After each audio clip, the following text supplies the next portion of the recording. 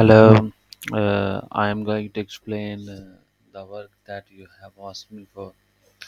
I have set the various type of technician at the moment five technician with the button of login technician number one to login technician number five. Then technician number logout one to technician number five.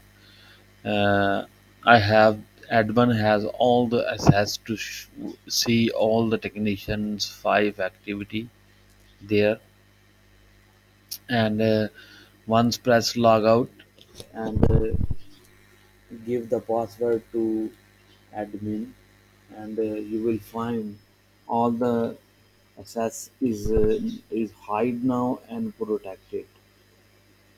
You cannot even see that all definition activity and the sheets. Once you press this admin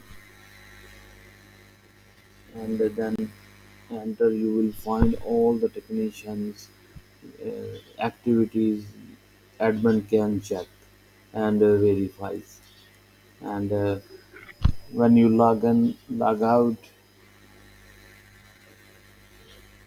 and it will disappear all.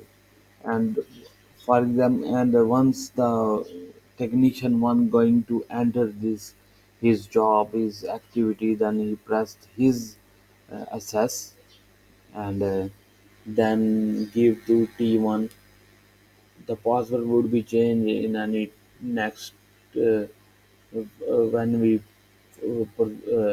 proceed further, and you will see that technician one only can see his activity and he cannot show other technicians' activities so that he can log out by T1. You can see it's log out, and then T2 technician 2 can get access his uh, activity and then T2 can log out. So up to 5 they can T5 technician 5